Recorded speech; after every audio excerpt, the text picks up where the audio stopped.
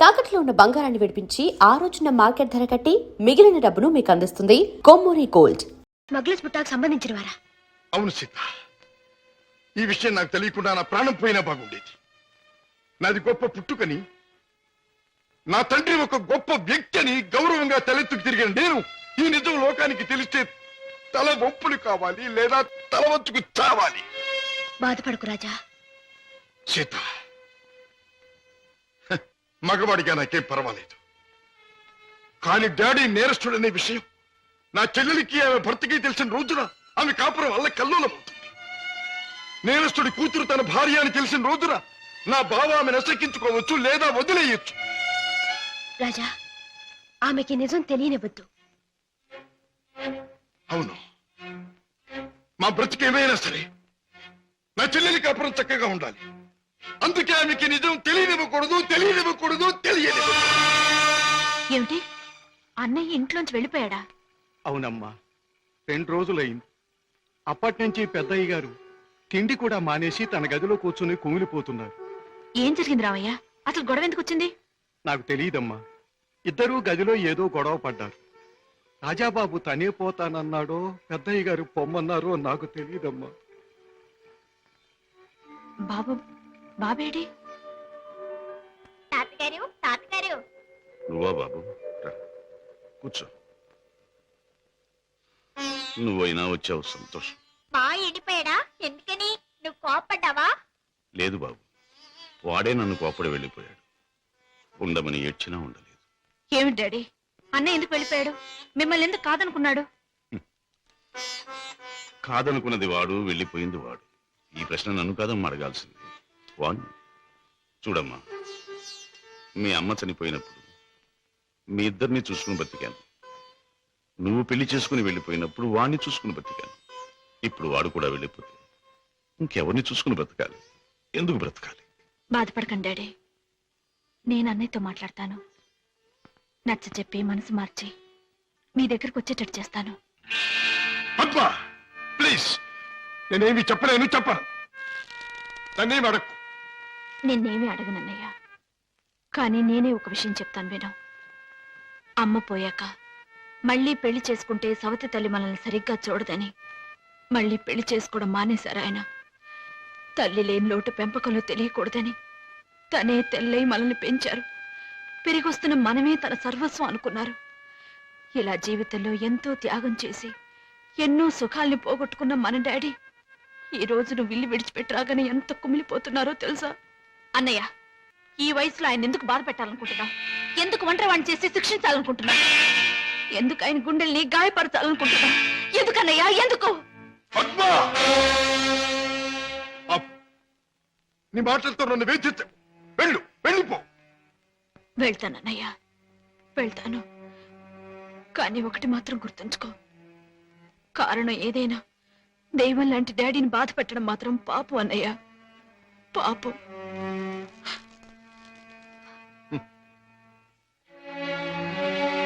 చెల్లెమ్మ, నన్ను పాపి అన్నావు, నేను చేసింది తప్పు అన్నావు. అయినా మరేం పర్వాలేదు. శివుడు విషాన్ని కక్కకుండా మింగకుండా ఎందుకు గొంతుకులో దాచుకున్నాడు? అది మాత్రం గుర్తుంచుకో. వెళ్ళమ్మా, వెళ్ళు. అవును డాడీ, ఎంత అడిగినా వెళ్ళిపోవడానికి కారణం మాత్రం అన్నయ్య చెప్పలేదు. కానీ ఎట్టి పరిస్థితుల్లోనూ ఇక్కడికి రానని ఖచ్చితంగా చెప్పేశాడు.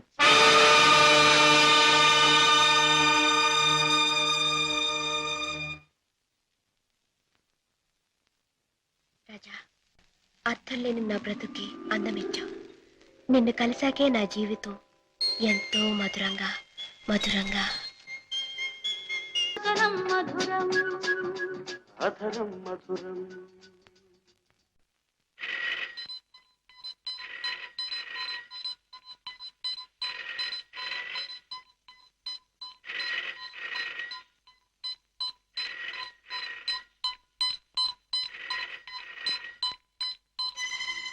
Hello, reason to me first. ఈనాటి నుంచి మీ ముఠాతో నాకు ఎటువంటి సంబంధ బాంధవ్యాలు లేవు. మీకు తెలిసిన శశిభూషణ్ నిన్న రాత్రితోనే మరణించాడు. ఈ రోజు నుంచి కొత్త శశిభూషణ్ కొత్త జీవితం మొదలెడుతున్నాడు. బెదిరించినా భయపెట్టినా లాభం లేదు. నన్ను వదులుకోండి, నన్ను మర్చిపోండి.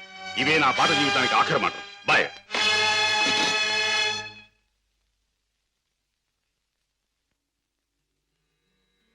రామయ్య, అయ్యగారు, ఆ వెలుగు చూసావా రామయ్య?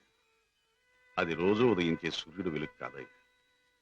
నా చీకటి బతుకులో మొదటిసారిగా ఉదయించిన సూర్యుడు. ఆ వెలుగులో కొత్త అందాలతో నా కొత్త జీవితం ప్రారంభమవుతుంది.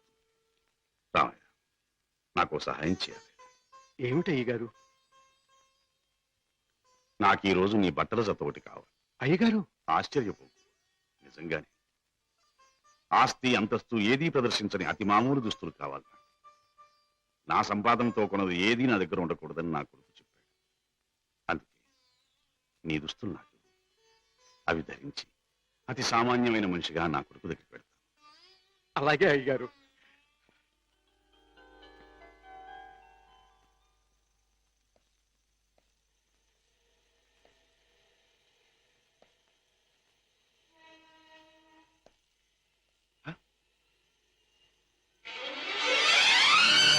రాజా! డాడీ నా కోసం వస్తున్నారా?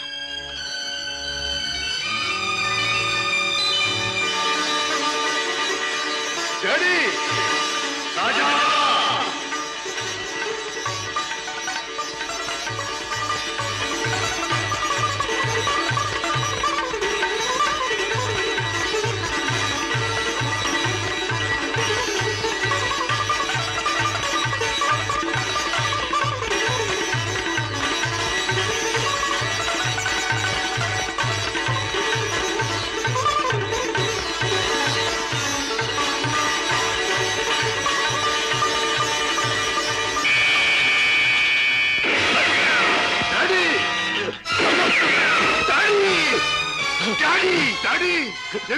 ఏమిటి ఘోరం? మై డియర్ సన్, దారి తప్పిన మనిషి ముగింపు ఇలా దారుణంగా ఉంటుందని నాకెప్పుడో తెలుసు. డాడీ!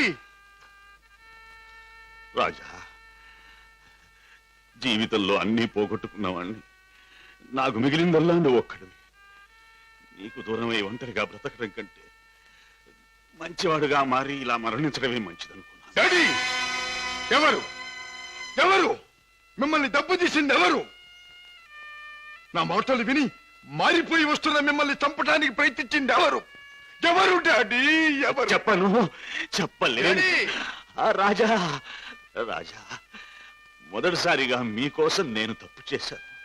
ఆ తరువాత మిమ్మల్ని చంపుతామని బెదిరించి నా చేత వాళ్ళు తప్పులు చేయించారు. మీకోసం, మీ మంచి కోసం అడ్డదారి నడిచిన నేను అన్నీ మర్చిపోవాలని తాగుడికి దగ్గరయ్యాను, బిడ్డలకు దూరం అయ్యాను. ఇప్పుడు ఇలా వెళ్ళిపోతున్నాను. అలా అనకండి డాడీ. అన్యాయంగా మిమ్మల్ని అంతం చేయడానికి ప్రయత్నించిన ఆ మనుషులెవరు? వాళ్ళంతా నేను చూస్తాను. చెప్పండి daddy. No no, I won't tell you, I won't tell you. Daddy! Raja, సుఖంగా బ్రతకవలసిన నువ్వు ఆ రాక్షసుల జోలికి పోయి ప్రమాదం తెచ్చుకోవటం నేను సహించలేను.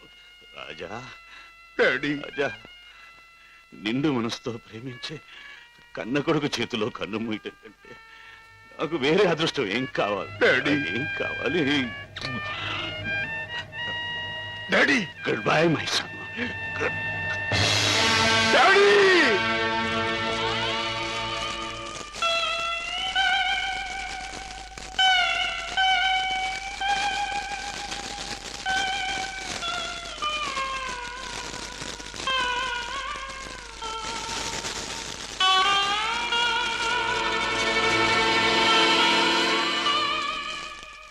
డాడీ, మీ చావుకు కారకులు ఎవరో మీరు చెప్పకపోవచ్చు, కానీ నేను తెలుసుకుంటాను. కన్న కొడుకుగా నా తండ్రిని తప్పిన వాళ్ళ అంతం చూడటం నా కర్తవ్యం. ఆ నా కర్తవ్యం నెరవేరుస్తానని మీ చిట్టి మీద ప్రమాణం చేస్తున్నా. మిస్టర్ రాజా, మీ నాన్నగారి వీలునామాలో స్థిర చిరాస్తులన్నీ అనాథ శరణాలయాలకి, వికలాంగుల శరణాలయాలకి అందజేయాలని రాశారు. నాకు రాసిన లెటర్లో కూడా కావాలనే తాను ఇలా చేస్తున్నానని, దీనివల్ల తనకు ఆత్మశాంతి, తన బిడ్డలకు మనశ్శాంతి కలుగుతుందని కూడా రాశారు. ఎంత పెద్ద మనసు అయ్యగారిది. లక్షలు సంపాదించి సొరచేపల్లా బలిసిన ఏ ఒక్క నా కొడుక్కి రూపాయి దానం చేయటానికి మనసు ఒప్పదు. నిజంగా అయ్యగారిది సముద్రం అంత విశాలమైన మనసు.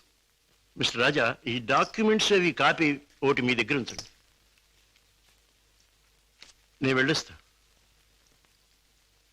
అన్నయ్య, ఇంత మంచి మనసున్న డాడీని భగవంతుడు ఎందుకన్నయ్య మన్నించి దూరం చేశాడు? లేదమ్మా, భగవంతుడు కాదమ్మా, పగబట్టిన కిరాతకులెవరో మన డాడీని చంపారు. వాళ్ళంతా చూస్తాం. రాజాబాబు, పొన్నునాటి సముద్రం లాగా ఆవేశంతో పొంగబాక. చూడు, పెద్దయ్య గారు ఏటన్నారన్నావు? ఆ పాపిస్నాయాల జోలికి పోకుండా నీ మానాన్ని నిన్ను ఉండమన్నారు కదా. ఆడి చెప్పినట్టు ఆడి జోలికి వెళ్లకుండా ఇళ్లలో గాజు పెట్టెల్లో పెంచే పెంపుడు చేపలాగా హాయిగా ఉండు. ఎవరు నన్ను ఆపలేరు. నా గుండెలో మంటే చల్లార్చలేరు. ఆ నీచుల్ని అంతం చేయకపోతే ముందు ముందు కొన్ని కుటుంబాలు సర్వనాశనం కావచ్చు. చెడు నుండి మంచికి మారే అవకాశాలు కొంతమంది పోగొట్టుకోవచ్చు. వాళ్ళెవరో తెలుసుకోవడం ఎలాగ బాబు? ఈ రాత్రికే మా ఇంటికి వెడతాను. మా నాన్నగారికి అది పరిశీలిస్తే ఆ హంతకుల విషయం కొంతైనా నాకు తెలియవచ్చు.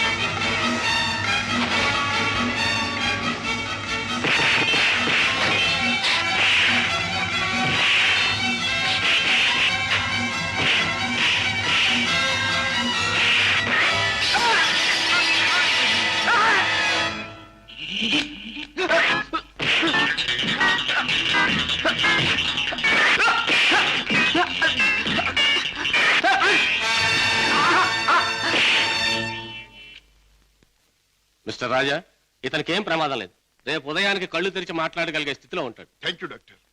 విత్ యువర్ పర్మిషన్ ఈ రాత్రికి నేను ఇక్కడే ఉంటాను. అలాగే మిస్టర్. ఓకే. నెక్స్ట్. అన్నయ్య, ఏం జరిగిందన్నయ్య? ఇక్కడి నుంచి ఫోన్ రాగానే నీకే ప్రమాదం జరిగిందని నేను కంగారు పడ్డాను. మరేం పర్వాలేదమ్మా. డాడీ చావు కారకులెవరో తెలుసుకుందామని మన ఇంటికి వెళ్లి ఆధారాల కోసం వెతుకుతున్నాను. ఇంతలో హఠాత్తుగా ఇద్దరు రౌడీలు నా మీద పడి చంపడానికి ప్రయత్నించారు. పాపం, వాళ్ళ కోరిక తీరలేదు. బావా, మీరు ఆ ముఠా విషయం మర్చిపోతే మంచిదేమో.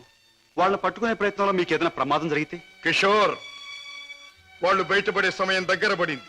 అదిగో ఆ మంచం మీద స్పృహ లేకుండా పడున్నాడే, ఆ వ్యక్తి ఆ ముఠాకి చెందినవాడు. రేపు ఉదయానికి కళ్ళు తెరుస్తాడు. వాడి ముఠా వివరాలు హరికథ చెప్పినట్టు చెప్తాడు. ఏదేమైనా ఇక ముందు ఆ గొడవలకి వెళ్ళకన్నయ్య. పిచ్చి తల్లి, కంగారు పడకమ్మా, వెళ్ళిరా. వస్తాం బావా. నాతో ఎప్పుడు ఏ అవసరం వచ్చినా ఫోన్ చేయి. Thank you. చలో మేనల్లుడు, చలో. టాటా మావయ్య. టాటా. వస్తానయ్య.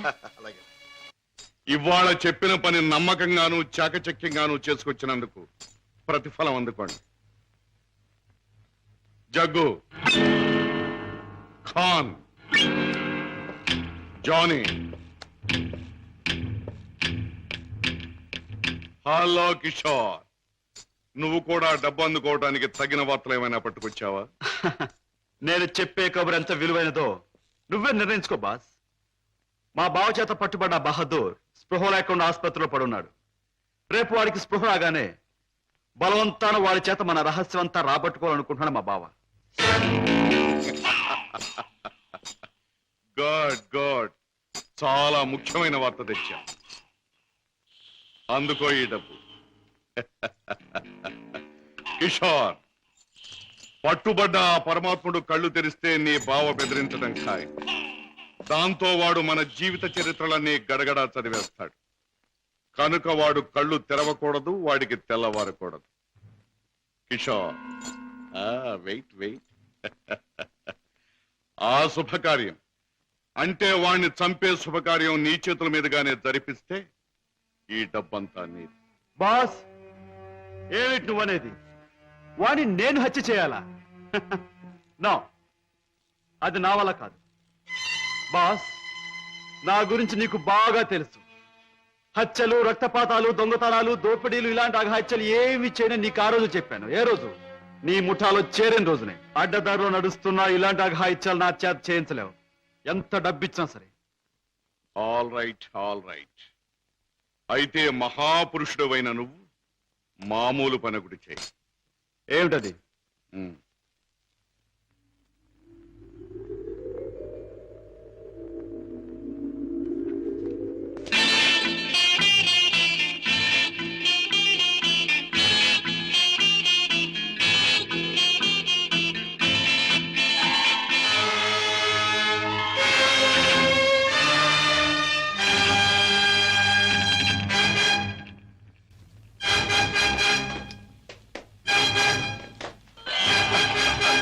సారీ ఎవరమ్మాయి?